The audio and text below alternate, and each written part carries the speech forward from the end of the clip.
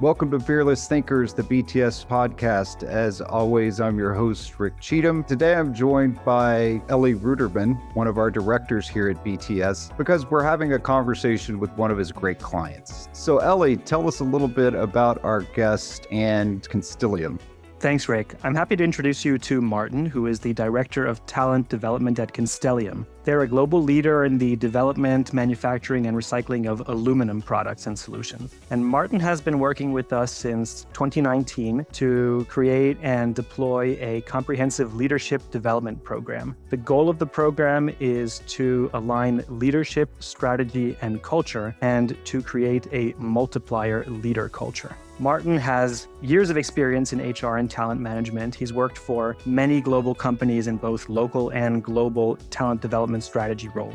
And in this conversation, he brings his unique perspective on how organizations can foster company culture and empower leaders to successfully navigate transformation and change. Thanks so much for the introduction, Ellie. It was a truly great conversation, and it was fun to understand more about the work that they've done at Constellium and where they want to go. Thanks, Rick. At this point, we've worked with over 500 leaders at Constellium, and a recent impact measurement survey has shown that these participants feel significantly more engaged, more empowered, and more recognized. And Constellium really saw this program as a key enabler for their company strategy. That's fantastic. Thanks so much, Ellie. Thanks, Rick. Happy to help. Hey, Martin, welcome to the show. Hey, good morning, Rick. What's been going on in your world? Well, it has been a busy weekend. There was a German summer party in my kid's school with all the typical cliches like pretzel and beer and singing and songs. It was nice. And then also there was a water polo quarterfinal I played this weekend here in Paris. So it was busy but nice.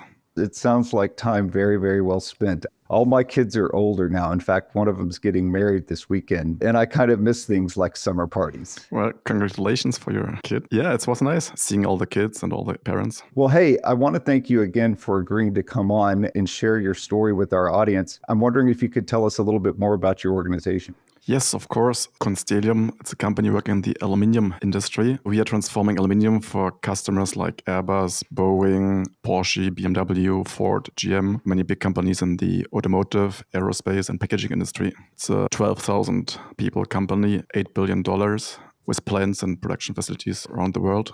It's funny because I spent the majority of the first part of my career in a company called Avery Dennison. And when you work for somebody that's a lot higher up the value chain, I think people don't realize how large these companies are in the role that they play in really making the world function. That's for sure. And I actually know Avery Dennison. B2B is especially different, that's for sure. Yeah, I used to refer to us as the largest company nobody had ever heard of. I'm honored that you have. So what was going on for you guys that made you realize that you needed to do something different from a leadership perspective? I think it's important to understand some of the history of Constellium because it's actually quite a young and old company at the same time. So it was a merger of different companies, different times changing ownership, but it was only created in 2011 under its current form. One of our key challenges was to create a common company culture where people feel that they're part of one company. And we got the feedback that our leadership, learning and development offer was not homogeneous and depending on the location, depending on the region, quite different. And so we defined back in 2018 a new learning and development strategy until 2025, where we tried to implement the Constellium way of leading and our own company culture. There were also external factors that played a role, like the war of talent and talent attraction, retention was very critical. And so we are thinking and rethinking what can we do differently to help drive, retain, and attract talent into our business and shaping our company culture.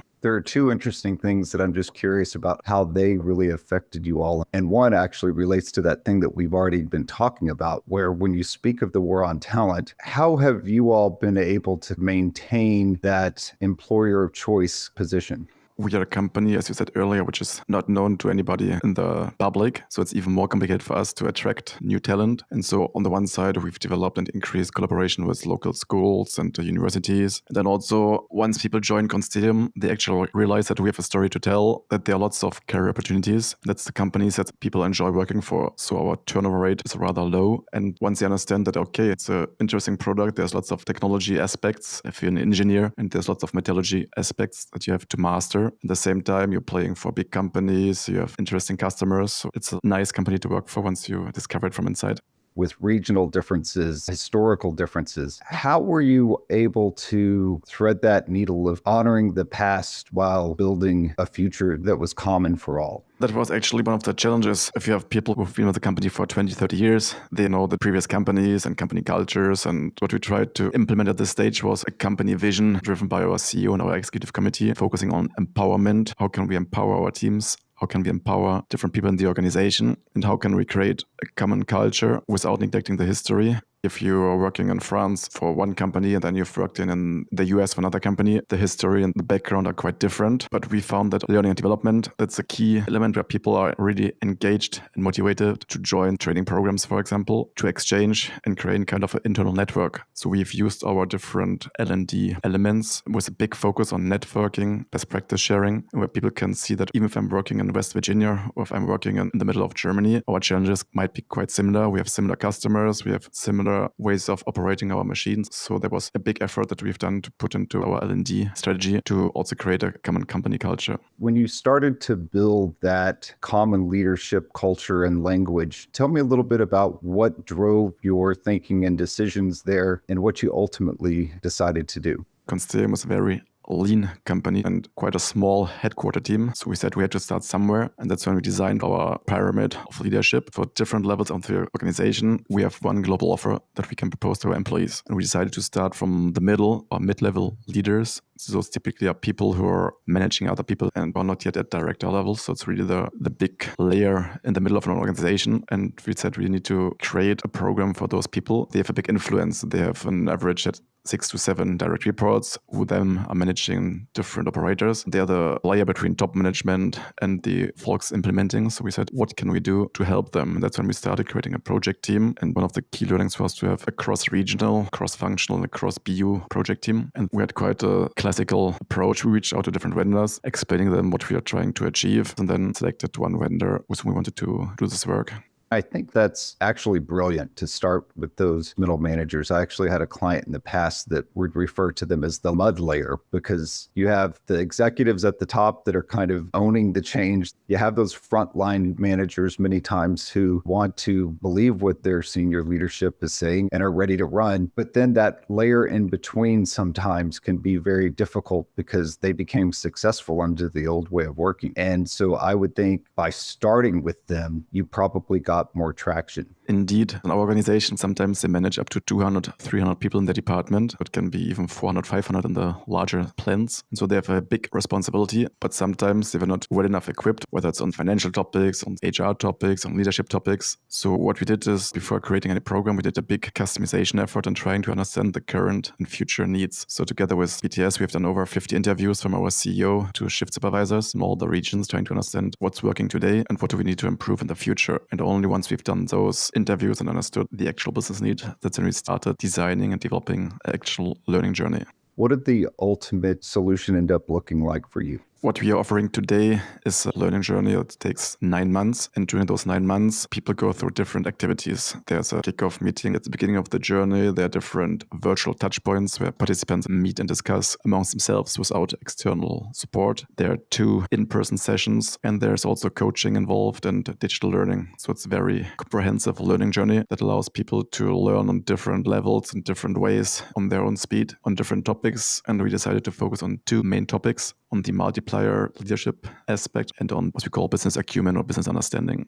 What were some of the surprises that you all experienced as you rolled this out? The good surprises were that there was a big appetite and a big need, and people were motivated to work on the project. They wanted to get updates on how is the actual journey looking like and what we're trying to implement. So there was a big pull from the business and also a big push from the executive committee for this program. The challenge was, and I think we mentioned it a little bit earlier in the podcast, if you work in different regions, whether it's in Europe, North America, or whatever, with plants coming from a very different background, we had kind of a heterogeneous level of leadership. So we had some supervisors which are very strong on technical points, others are very strong on HR points, others are very strong on engineering points or whatever. And so to find a program that can satisfy many of the needs that people have, that was the biggest challenge. Then we had some external surprises. We wanted to implement the program just prior to COVID, but then obviously there was a big external event that put the program at risk. I would think that not only for the work that you were trying to do, but for your entire business. Yes, indeed. I'm wondering how you all have either expanded or contracted this program as you've learned more. We see it more as a journey than a one-shot event, whether it's the leadership development program itself, or whether it's creating our company culture, making people understand, for example, the value of the multiplier concept. It's a journey where we need different activities and different things we can do. I told you earlier that we've started with the mid-level leaders, but we've also created an executive development program for our top management. We also use similar concepts and the multiplier concept and the business simulation. We created specific line manager sessions for line managers of participants, so we get a shorter version of the program, trying to understand and help them as a line manager, supporting their participants in the journey. We organized last year a webinar together with Airbus, where we internally had some speakers and over 300 people joined the webinar and talking about the multiplier effect and what people can do, whether it's at Constellium or at other companies. And we really tried to implement also in the future different ways of story sharing and recognition programs. So really trying to create this shared company culture and the shared language that in all levels of the organization you can understand and lead in the Constellium way. Meeting your leaders where they are with what is most important to them. I've been in too many of those situations, especially with sales leaders, where, they don't get to see things through the lens of how they have to manage their business all day. And they end up kind of checking out, I think, too many times. That's why we felt it was important to make sure that this notion of leading and empowering people and using the multiplier concept is understood at different levels of the organization. It's not only for the target group, but also for the line management, for the top management, and making sure it's a common concept at Constellium. So I'm wondering if you could share a little bit about the outcomes you guys have had so far. So we run sessions in French, German, English, Czech, etc. And as of today, we have almost 500 people worldwide who went through this program. We've launched 20 cohorts over a period of 3 years, and the feedback we got was outstanding. So participants, they really enjoyed the training. We had at the beginning, some people were quite skeptical, especially some of the more seasoned managers said, well, I've seen so many leadership trainings. Why should I go through another? And then at the end of the day, for many of them, they said it was one of the best programs they've ever seen, that they were surprised by the level of professionalism, by the level of interactivity, and by the learnings that they could take from this program due to peer coaching, due to the different activities. So that was very positive and encouraging feedback. We also launch every 2 years at Constellium a global engagement survey, and we just got the feedback from our 2024 edition. And when we compare people who went through the program to people who didn't go through the program, people who went through the program almost had 15% higher scores than the average. So for some of the questions, whether you're proud to work to Constellium or whether they believe and understand the business objectives, now that we have put them to the program, the answers are much higher, and with some reflection on the program, did not only enjoy it, but also help them to become better leaders and make better business decisions. When people feel like they're being invested in, a lot of times better leadership shows up both in their work and in survey results like this. It's good to see that those programs actually matter and have an impact.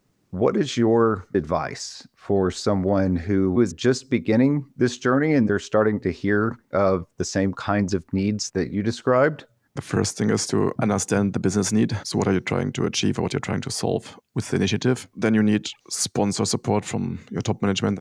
Third point, I would say a cross-functional project team. So in the project team I created initially, I had people from all 3 different business units and people from manufacturing background, people from commercial background, people more from an HR background. So really a cross-functional project team. And then what worked well for us was to have a customized solution. So for example, we created a customized business simulation where people had to run 3 years virtually, put into 3 days, but had to run a business which is similar to Constellium and really understand, okay, if I take such a decision, what's the impact on our cash flow? What's the impact on our profitability? And so for all this, you need the right partner, especially if you're a small team internally, to make sure that we work with the right company together. I can't thank you enough for agreeing to come on and share your story with us. And I'll look forward to hearing even more as the program continues to roll out and you get even better results. It was a pleasure to be here, Rick. Pleasure.